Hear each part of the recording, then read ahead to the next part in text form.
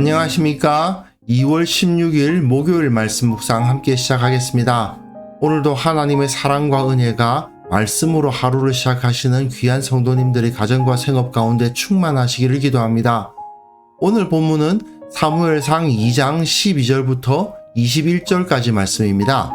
이전까지는 엘리와 엘가나, 한나와 브닌나 이렇게 애매한 명확하게 그 대조가 잘 보이지 않았는데 오늘 본문부터는 명확하게 엘리의 아들들의 모습과 엘가나의 아들 사무엘의 모습이 대조되면서 어느 쪽이 참 하나님을 섬기는 것이겠느냐를 보여주기 시작합니다. 오늘 본문은 우리가 참 신앙을 가지고 있는가, 정말 내가 무엇에 초점을 맞춰야 되는가를 생각하게 하는 그런 본문인데요. 먼저 본문을 보시고 계속해서 묵상을 이어나가도록 하겠습니다. 엘리의 아들들은 행실이 나빠 여호와를 알지 못하더라. 그 제사장들이 백성에게 행하는 관습은 이러하니 곧 어떤 사람이 제사를 드리고 그 고기를 삶을 때 제사장의 사환이 손에 3살 갈고리를 가지고 와서 그것으로 냄비에나 솥에나 큰 솥에나 가마에 찔러 넣어 갈고리에 걸려 나오는 것은 제사장이 자기 것으로 가지되 실로에서 그곳에 온 모든 이스라엘 사람에게 이같이 할 뿐 아니라 기름을 태우기 전에도 제사장의 사환이 와서 제사 드리는 사람에게 이르기를 제사장에게 구워드릴 고기를 내라. 그가 내게 삶은 고기를 원하지 아니하고 날 것을 원하신다. 그 사람이 이르기를 반드시 먼저 기름을 태운 후에 내 마음에 원하는 대로 가지라. 아니라 지금 내게 내라. 그렇지 아니하면 내가 억지로 빼앗으리라 하였으니 이 소년들의 죄가 여호와 앞에 심히 크면 그들이 여호와의 제사를 멸시함이었더라. 사무엘은 어렸을 때 세마포 에봇을 입고 여호와 앞에서 섬겼더라. 그의 어머니가 매년 드리는 제사를 드리러 그의 남편과 함께 올라갈 때마다 작은 겉옷을 지어다가 그에게 주었더니 엘리가 엘가나와 그의 아내에게 축복하여 이르되 여호와께서 이 여인으로 말미암아 내게 다른 후사를 주사 이가 여호와께 간구하여 얻어바친 아들을 대신하게 하시기를 원하노라 하였더니 그들이 자기 집으로 돌아가매 여호와께서 한나를 돌보시사 그로 하여금 임신하여 세 아들과 2 딸을 낳게 하셨고 아이 사무엘은 여호와 앞에서 자라니라. 네, 말씀 잘 보셨습니까? 이제 제가 말씀드렸다시피 엘리의 집안과 사무엘의 집안이 서로 대조되고 있는 것이 1장부터 7장까지의 내용인데 이젠 본격적으로 그 대조가 나타나기 시작하죠. 이 엘리 제사장은 제도화된 껍데기만 남아있는 종교입니다. 그에 비해서 사무엘의 모습은 본질, 살아계신 하나님을 인격적으로 만나서 주님과 교류하는 진정한 신앙의 모습을 보여줍니다. 좀 전에 우리가 말씀을 읽었습니다마는 이 엘리의 아들들의 모습을 보십시오. 그야말로 연불보다 제밥이다 하는 속담하고 딱 들어맞지 않습니까? 중이 불경 읽는 것보다 공양 음식에 더 많은 관심을 가지는 것과 똑같이 이 이스라엘의 성막에서 홈리와 비느하스에 의해서 드려지는 제사가 딱 그 모양이었던 거죠. 이렇게 종교가 타락하고 정말 하나님께 드려지는 그 제사의 가치가 완전히 멸시당하고 있는 상황이 그려져 있습니다. 그런데 재미있는 것은 바로 그러한 상황 가운데 완전히 타락한 것 같고 완전히 생명력을 잃은 것 같은 그 상황에서 사무엘이 거기서 자라는 거죠. 이러한 형태가 사무엘서에서는 계속 반복됩니다. 다윗은 누구 밑에서 컸습니까? 사울 밑에서 컸잖아요. 마찬가지죠. 여기서도 엘리 밑에서 사무엘이 크는 이런 현상을 여기서 그려주고 있는 겁니다. 본문 보시면요. 엘리의 아들들은 행실이 나빠서 여호와를 알지 못하더라. 호세아서에서도 여호와를 알자고 이야기를 많이 합니다마는 여호와를 안다, 하나님과 친밀하다는 의미죠. 제도적으로 제사를 이렇게 저렇게 어떻게 진행해 갈 것이냐, 이런 건 누구라도 외우면 할 수 있어요. 하지만 살아계신 하나님을 가까이 여기고 그 하나님과 교제하는 일은 진정한 신앙을 가지지 않고서는 불가능하지 않습니까? 그런데 이 엘리의 아들들은 어떤 사람들이었습니까?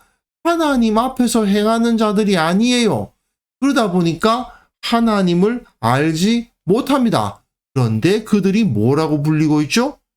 제사장입니다. 제사장인데 하나님을 알지 못한다.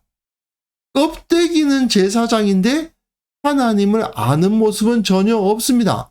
그런데 이들이 어떻게 행했느냐? 어떤 사람이 제사를 드리고 그 고기를 삶을 때에 제사장의 사환이 옵니다. 그리고는 손에 3살 갈고리를 가지고 와요.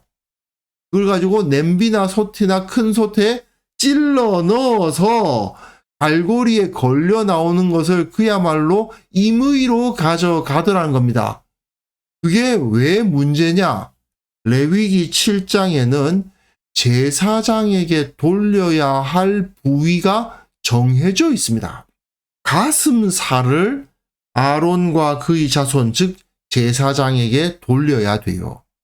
제사가 드려지면 번제 같은 경우는 다 태워야 되지만 화목제, 속죄제, 속건제 같은 경우에는 제사장이 일부를 가지고 먹어야 합니다. 사실은 그 고기를 먹는 것 역시 제사의 일부예요. 그런데 아론과 그의 자손들, 제사장들은 그 가슴살을 먹으라고 정해져 있습니다.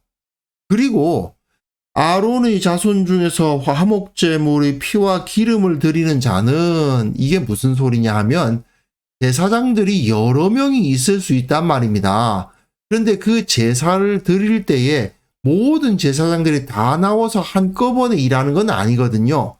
순번을 정해서 그 제사를 드리게 되어 있는데 그 제사를 직접 집전한 제사장에게는 그 오른쪽 뒷다리가 돌려집니다.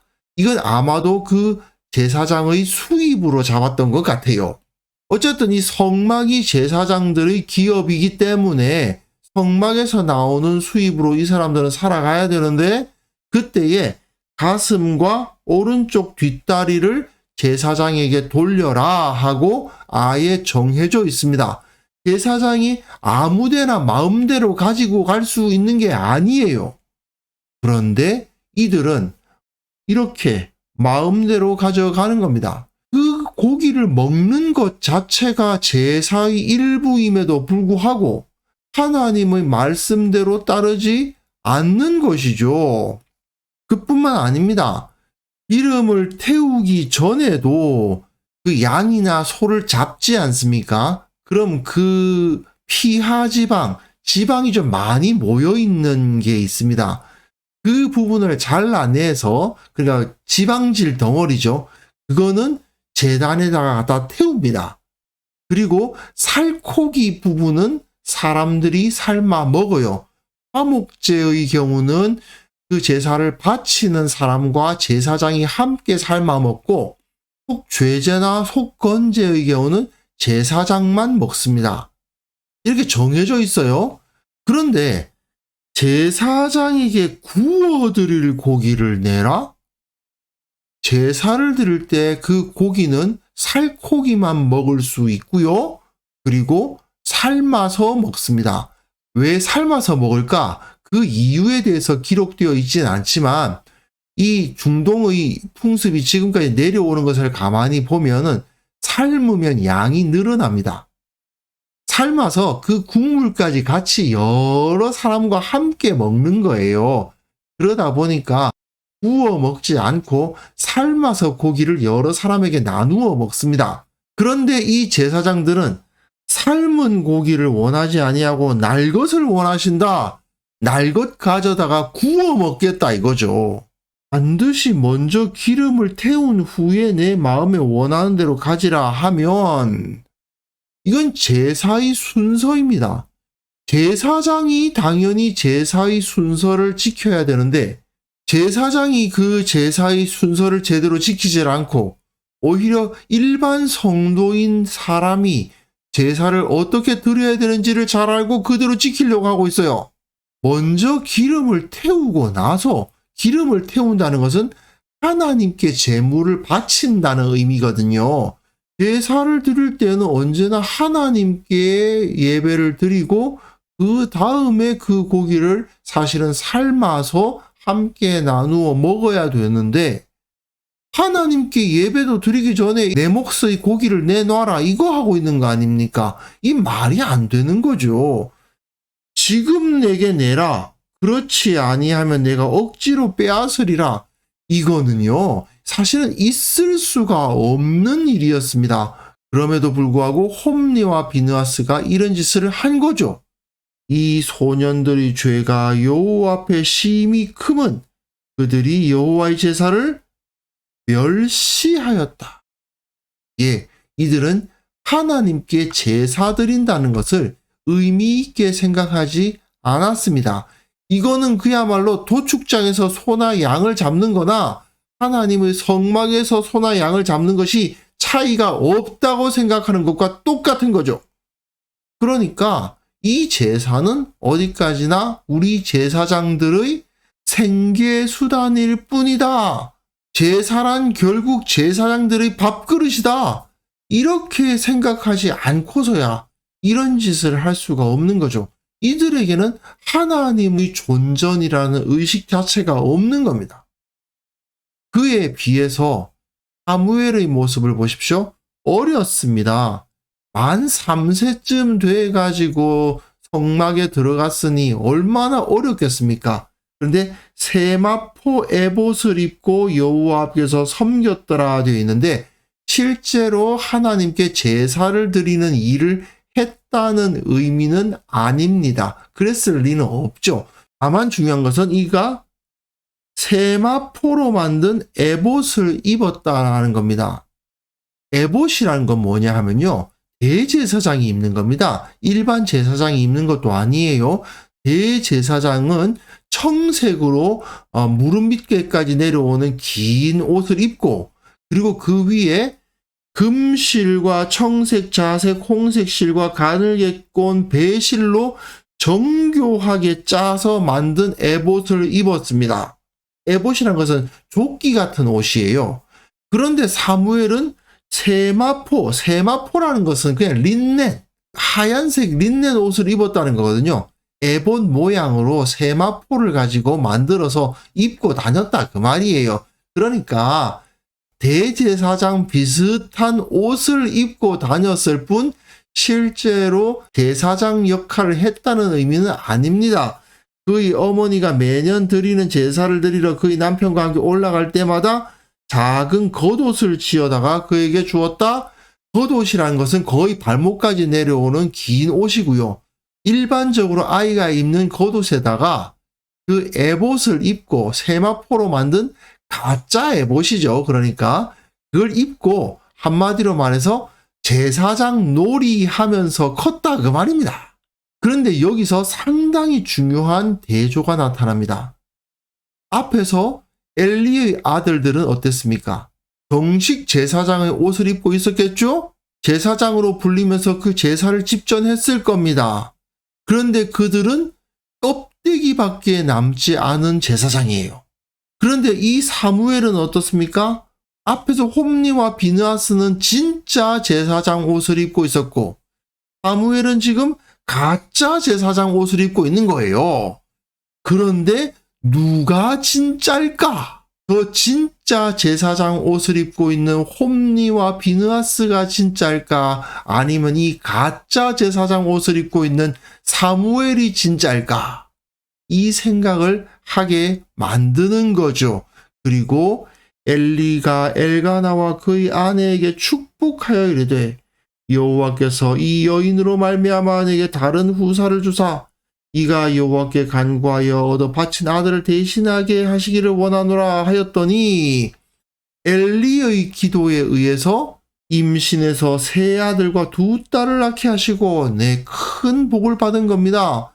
엘리 제사장, 사실 껍데기밖에 남지 않은 제사장 맞습니다. 그러나 그의 입을 통해서 나오는 축복의 말이 실제로 하나님 앞에 상달되어서 한나가 복을 받아요. 누가 진정으로 그 복을 받을 만했기 때문일까요? 엘리가 하나님 앞에 신실했기 때문에 그 축복이 한나에게 주어진 게 아니고, 한나와 엘가나가 주님 앞에 신실했기 때문에 이 엘리를 통해서 주어지는 복을 받은 거 아닙니까? 사무엘도 마찬가지인 거예요. 사실은 지금 이스라엘의 성막은 껍데기밖에 없어요. 하지만 사무엘은 진실된 신앙의 부모들의 영향을 받아서 그곳에서 진실된 신앙인으로서 커갈 거예요. 껍데기만 남아있는 성막에 껍데기만 남아있는 제사장들이지만 그 가운데 진짜 신앙을 가지고 있는 진정으로 제사장 역할을 할 자가 자라더라. 그 그림이 여기에 그려지고 있는 겁니다. 자, 이것이 바로 사무엘서의 주제입니다. 자, 한번 그렇다면 우리의 현실에 적용해서 생각해 봅시다. 내가 어떤 직분을 가지고 있느냐가 과연 중요할까요? 내가 얼마나 하나님 앞에 신실한가가 중요한 것입니다. 내가 얼마나 교회를 오래 다녔느냐가 중요한 게 아니고 하나님을 얼마나 깊이 아느냐가 중요한 것입니다. 중세 로만 카톨릭의 문제가 뭐였습니까? 교황을 정점으로 하는 사제들의 조직화된 계급이 있었습니다. 그 권위주의가 굉장했습니다. 거대한 성당들이 있었습니다. 그야말로 화려했고 상당히 힘도 있었고 사회적인 영향력도 꽤 커 보였습니다. 하지만 그들은 겉모습에 치중했죠. 조직과 제도에 골몰했습니다. 그건 본질이 아님에도 불구하고 말이죠. 이렇게 되니까 어떤 일이 벌어졌습니까? 필연적으로 세속화와 부패가 나타난 겁니다.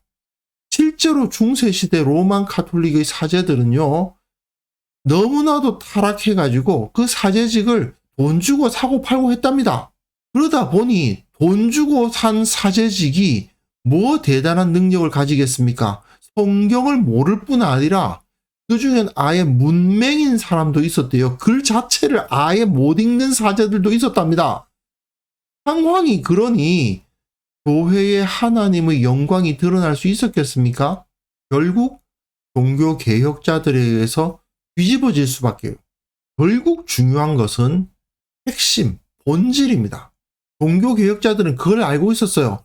저 휘황찬란한 건물이 중요한 게 아니고 교황과 추기경과 사제라는 그 조직이 중요한 게 아니고 오직 성경의 말씀이 중요하다는 사실을 알았기 때문에 오직 성경을 외치면서 밖으로 뛰어나온 거예요.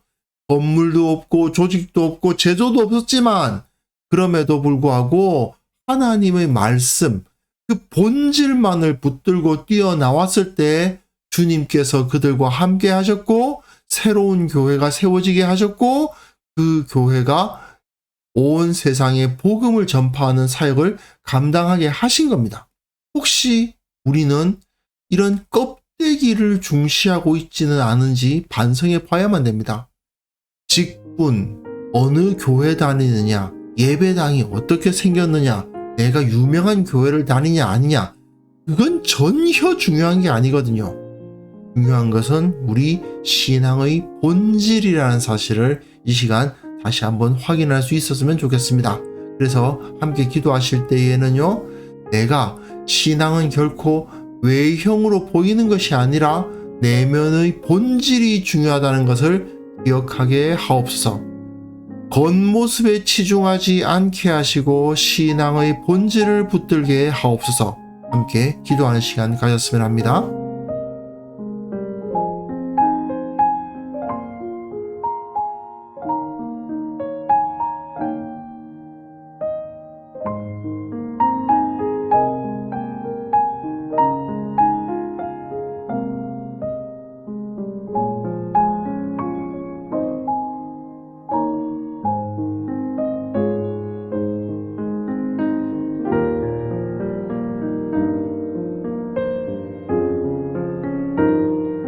거룩하신 하나님 아버지, 외형을 중시하는 어리석은 자가 되지 않도록 도와주시고, 신앙은 말씀으로 인한 내면의 본질적 변화가 중요하다는 사실 다시금 되새기게 하옵소서.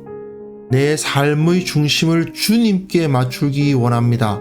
겉으로 어떻게 보이느냐가 중요하지 않다는 것을 철저하게 기억하는 자들이 되게 하여 주시고, 우리 교회의 모든 성도들이 정말 겉모습에 치중하지 아니하고 신앙의 본질을 붙잡기 위해 최선을 다하는 그러한 공동체를 이루어갈 수 있도록 은혜 베풀어 주옵소서. 아버지께서 참 신앙의 모범을 우리가 깊이 묵상하게 하셔서 이 사무엘서를 통해서 진정 본질적 신앙을 찾기 위해 노력하는 우리 모두가 되게 하여 주옵소서. 특별히 주님, 다시 한번 기도합니다. 천재지변의 소식과 전쟁의 소식이 들려오고 있습니다. 그 가운데 고통받고 있는 자들이 있사오니 그들을 불쌍히 여겨 주옵소서. 주님께서 그들을 위로하여 주시고 그들을 치유하여 주시고 속히 회복될 수 있도록 은혜 베풀어 주시기를 원합니다. 참으로 하나님께서 그들 가운데 임재하사 모든 것을 새롭게 하시고 악한 자들을 벌하시며 의인들을 세우시는 역사를 일으켜 주시고, 그것을 통해서 진정한 평화, 진정한 안식이 그 땅 가운데 임하게 하옵소서. 아버지, 오늘 하루도 주님과 동행하기를 원합니다. 주님의 손 붙들고 오늘 하루 보낼 수 있도록 도와주시고, 진정 내 신앙의 핵심부가 주님을 향하고 예수 그리스도 우리 주님의 모범을 향할 수 있도록 도와주옵소서. 오늘 일어날 모든 일들 가운데 주님의 영광, 주님의 능력, 주님의 지혜가 나타나게 하옵소서. 예수님의 이름으로 기도합니다. 아멘.